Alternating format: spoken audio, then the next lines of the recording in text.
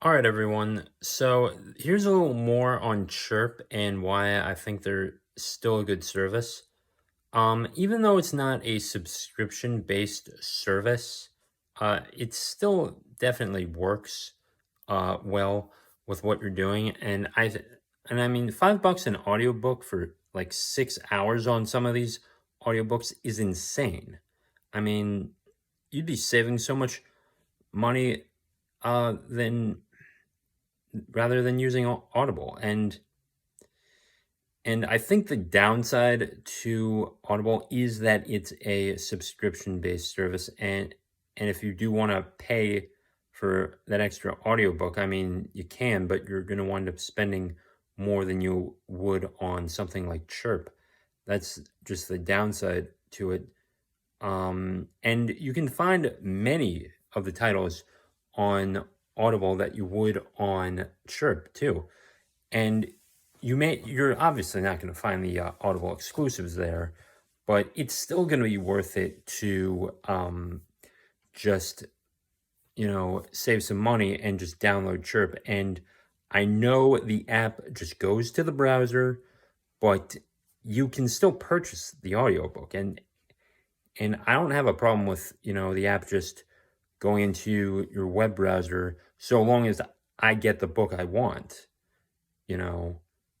And so that's only the downside. I think that's the only downside to it if you even want to consider it a downside. But I just want, a good audiobook listening experience for a cheap price and it doesn't have to be um you know 6 hours of an audiobook experience.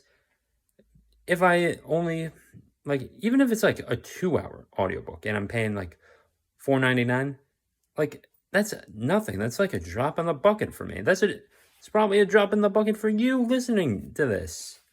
It's unbelievable. And I can learn about investing for really cheaply and all these other things. And I just want to um just want to enjoy something on my runs when I don't have internet access or don't have a podcast downloaded. I have my audiobooks I can go to. Whether I'm on uh going on a trip or something, taking a nice flight, I can listen to something and just enjoy it and not have to not have to watch the in-flight movie or something. I don't know. But anyway, Chirp is definitely something that you should download for yourself. In addition to Audible, I mean, it's definitely going to be worth it in the future. And if you want an alternative to Audible, that is the one you go with. Because I don't like subscription-based services for books. I mean, imagine if Barnes and Noble had like a subscription-based service for like $40 a month, but you only wanted a $20 book. Like, and in order to pay for extra books that month, you had to dig into your own pocket. I don't like that. It's like, no, give me the prices of the books. Let me decide for myself what's best. It's not that complicated. That's the one downside with Audible, is that you have to sign up for the subscription-based service. You can't just go purchase the audiobooks willy-nilly. So that's all I have to say. Peace out.